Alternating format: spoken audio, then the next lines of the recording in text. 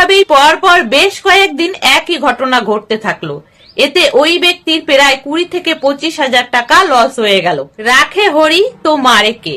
এক পাড়ার এক গলিতে এক ব্যক্তি নতুন নতুন মুদিখানা দোকান খুলে নিয়ে বসেন। ওই পাড়াতেই প্রায় 30-40 বছর আগের একটা পুরনো মুদিখানা দোকান আছে, যেটা চালাতো দুই ভাই। যে ব্যক্তি নতুন দোকান খুলেছেন তিনি মহাদেবের একজন বড় ভক্ত ছিলেন। সকালে দোকান খুলে আগে মহাদেবের পুজো করতেন, তারপরে তিনি তার কাজবাজ শুরু করতেন। কাস্টমারদের সাথেও তিনি খুব ভালো ব্যবহার করতেন, সবসময় তাদের সাথে হেসে হেসে কথা বলতেন। ন্যায্য মূল্যে তিনি তার দোকানের সামগ্রী বিক্রি করতেন, কারো কাছ থেকে কখনো 1 টাকাও বেশি তিনি নিতেন না। পুরনো মুদিখানার দোকানের দুই ভাই ছিল অসৎ প্রকৃতির মানুষ। তারা সবসময় চেষ্টা করত ঠকিয়ে কিভাবে মানুষের থেকে 2 পয়সা বেশি নেওয়া যায়। তাই তাদের দোকানে ধীরে ধীরে খরিদ্দার কমতে থাকলো। সবাই আসতে থাকলো এই নতুন মুদিখানা দোকানে। দুই ভাই ভাবলো যে এইভাবে চলতে থাকলে একদিন হয়তো সত্যি সত্যি আমাদের দোকান বন্ধ করে দিতে হবে। যেভাবেই হোক ওই নতুন দোকানের বদনাম করে ওই দোকানটা বন্ধ করতে হবে, না হলে আমাদের দোকান আর চলবে না। ছোট ভাই বলল, দাদা আমার কাছে একটা ভালো বুদ্ধি আছে। এই বুদ্ধি যদি কাজে লাগানো যায় তাহলে ওই দোকান নিশ্চয়ই বন্ধ হবে। বড় ভাই তখন ছোট ভাইয়ের সেই বুদ্ধি শুনলো এবং তাতে রাজিও হলো। পরের দিন দুই ভাই একজন লোককে ঠিক করলো, তাকে কিছু টাকা পয়সা দিল এবং ডেট এক্সপায়ার হয়ে গেছে এমন কিছু সামগ্রী তাকে দিল, দিয়ে সমস্তটা তাকে বুঝিয়ে দিল। ওই ব্যক্তি সেই সামগ্রীগুলো নিয়ে সেই নতুন দোকানে গেল। নতুন দোকানের ভদ্রলোক সবে সবে দোকান খুলেছে, খুলে মহাদেবের পুজো করছেন।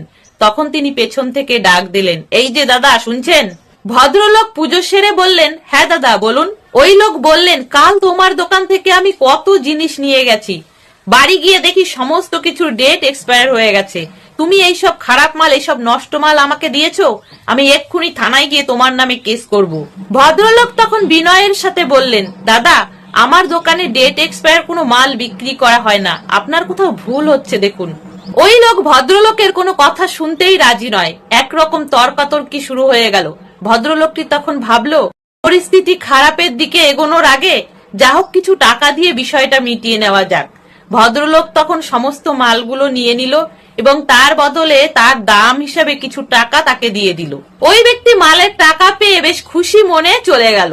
2-1 দিন পরে আরো একজন ব্যক্তি কিছু ডেট এক্সপায়ার মাল নিয়ে তার কাছে এলেন এবং বললেন, এগুলো কাল আমি তোমার দোকান থেকে নিয়ে গেছিলাম। ওই ভালো মানুষটি কোনো উপায় না দেখে সে সেই সব মালের টাকা তাকে দিল। এইভাবেই পর পর বেশ কয়েকদিন একই ঘটনা ঘটতে থাকলো। এতে ওই ব্যক্তির প্রায় 20 থেকে 25,000 টাকা লস হয়ে গেল।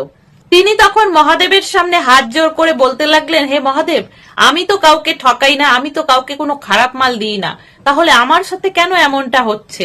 এদিকে অনেকেই ডেট এক্সপায়ার মাল দিয়ে যাওয়ায় তার দোকানের এক কোণা সেই মালে বোঝাই হয়ে যায়।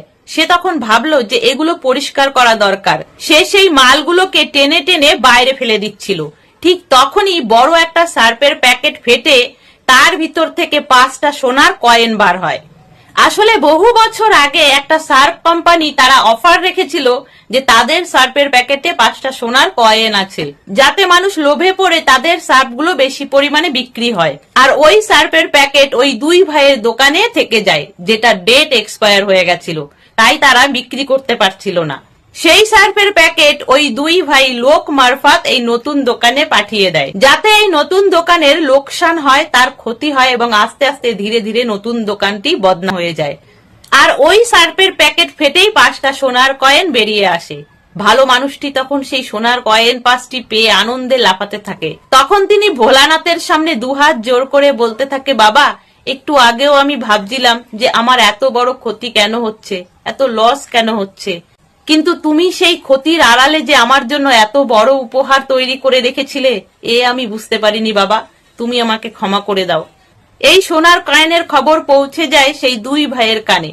তারা তখন সমস্ত ডেট এক্সপায়ার সার্পের প্যাকেট টেনে টেনে ছিটতে লাগলো, কিন্তু তার ভিতরে কিছুই পেল না। এই জন্যই হয়তো বলে যে রাখে হরি তো মারে কে। তাহলে বন্ধুরা, গল্পটা তোমাদের কেমন লাগলো অবশ্যই জানিও। সকলে ভালো থেকো, সুস্থ থেকো।